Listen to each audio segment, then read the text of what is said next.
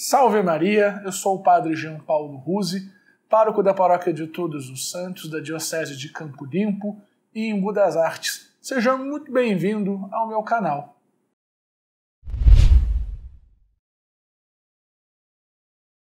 Quarta-feira, nós começamos a Quaresma, este tempo forte da Igreja de preparação para a Páscoa. E o tempo da Quaresma é permeado por muitos símbolos, muitos deles conhecidos pela gente, como a cor roxa na liturgia, a própria imposição das cinzas na quarta-feira, a ausência do Glória e do Aleluia na liturgia, os cantos que são mais sóbrios, de preferência a música litúrgica na Quaresma, ela abdica dos instrumentos, se for possível. Também a Quaresma nos propõe os exercícios tradicionais do jejum, da esmola e da oração como preparativo para a ressurreição de Nosso Senhor. No entanto, esta preparação não pode estar circunscrita ao meio, digamos assim, eclesial. Porque, diferente do que ensinou o grande teólogo Romano Guardini, mas que infelizmente estava equivocado nesse ponto, a liturgia não é apenas um jogo com regras próprias desconectadas da vida real. Não, muito pelo contrário. A liturgia e a vida estão intimamente relacionadas. E a Quaresma, de um modo muito específico, muito especial, para além de nos preparar para uma celebração litúrgica, que nesse ano cai no dia 1º de abril, nos prepara para a nossa verdadeira Páscoa, ou seja, o nosso encontro com Jesus ressuscitado. De tal modo que a gente pode até dizer que a Quaresma é uma síntese, é um resumo do que é a própria vida do homem.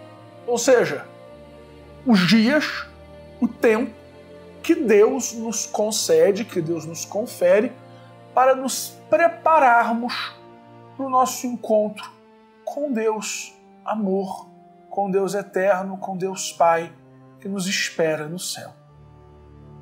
E neste primeiro domingo da Quaresma, o evangelista São Marcos nos narra de um modo muito resumido, muito sucinto, o encontro preparado pelo Espírito Santo que conduz nosso Senhor ao deserto para ser tentado pelo demônio.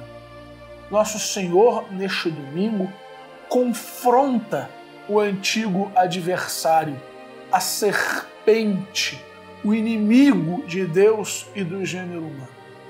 Isto significa para nós que, de alguma maneira, o combate contra o demônio é parte essencial, é parte inevitável da nossa vida, da nossa preparação para o encontro com Deus. Não é por coincidência que São Pedro, na segunda leitura de hoje, correlaciona o batismo à arca que salvou a humanidade da destruição do dilúvio. No nosso batismo, nós renunciamos Satanás e suas obras. A luta contra as forças do mal é essencial à vocação do batizado, é essencial à vocação cristã. E nós não podemos fugir desta realidade. Não se engane. O demônio existe. Os demônios existem. São seres pessoais e espirituais, criados antes da criação do mundo material e que falharam na sua prova de amor imposta por Deus e, portanto, odeiam a Deus sobre todas as coisas e nos odeiam também.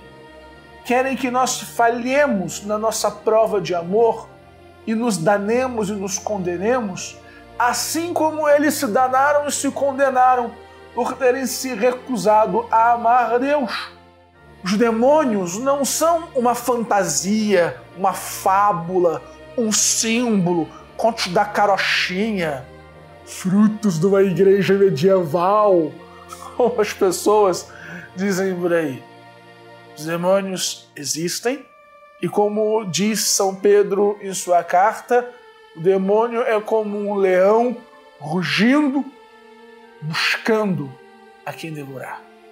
Neste sermão, de modo nenhum eu quero fazer uma palestra sobre demonologia ou angelologia. Não nos cabe aqui.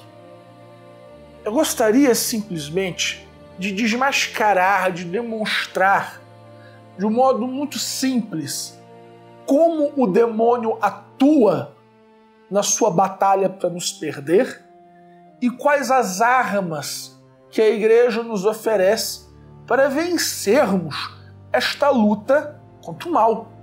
Ordinariamente, o demônio atua através da tentação. Todos nós somos tentados pelo demônio. Até mesmo nosso Senhor Jesus Cristo foi tentado pelo demônio.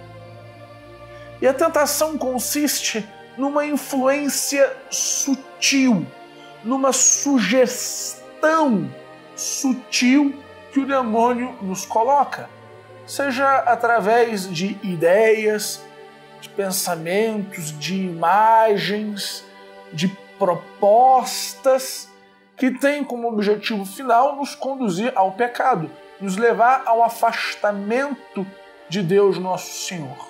Nem sempre é muito fácil discernir o que é uma tentação diabólica do que é a nossa própria concupiscência, a nossa inclinação para o mal, fruto do pecado original.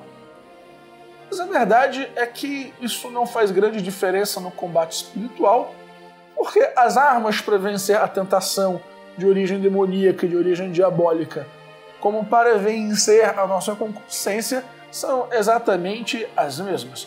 A origem da tentação é diferente, mas as armas para vencer são exatamente as mesmas. As outras formas de atuação diabólica já são um tanto quanto mais raras. São formas de atuação sobrenaturais ou preternaturais, como chamam alguns teólogos. A primeira delas é aquilo que nós chamamos de obsessão.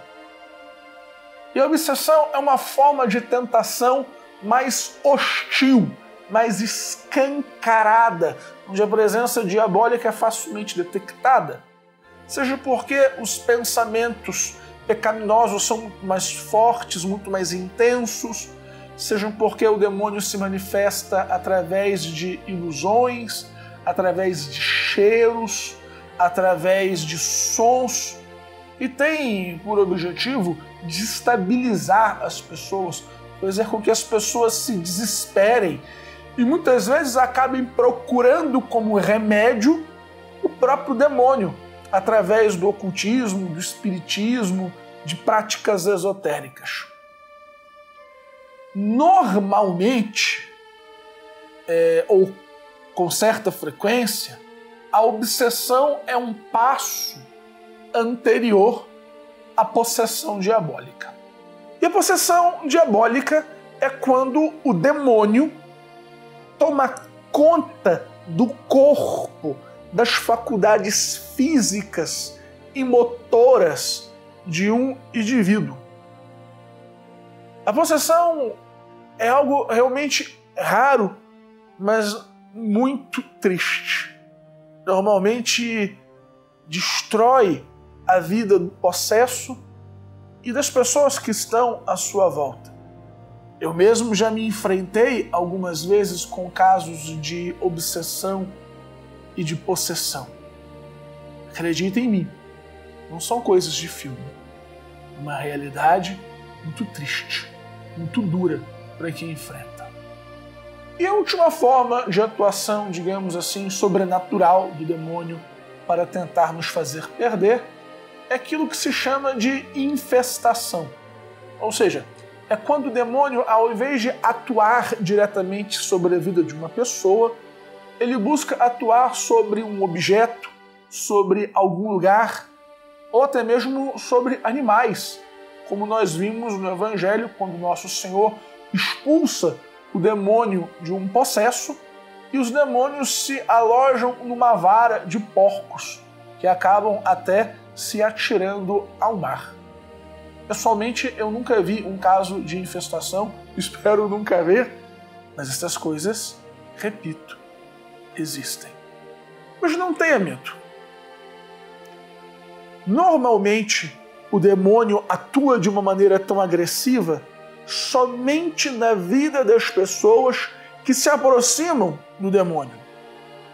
Das pessoas que mexem com o ocultismo, com macumba, com espiritismo, com práticas esotéricas, ou que vivem muito mergulhadas no pecado mortal. São raríssimos os casos em que o demônio atua de maneira tão violenta em pessoas que procuram viver a santidade, que procuram viver a sua vida honestamente. Mas tanto nestes casos, como nos casos da tentação, mal que todos nós padecemos, influência do demônio que todos nós sofremos, as armas, os remédios oferecidos pela igreja são eficazes.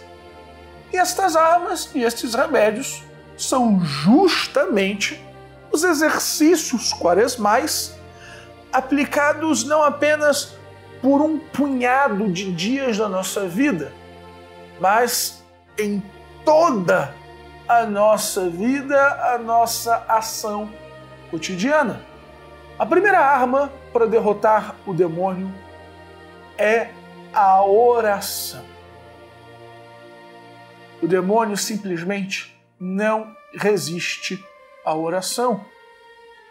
Em primeiro lugar, porque a oração traz para o campo de batalha a presença da Virgem Maria e dos santos.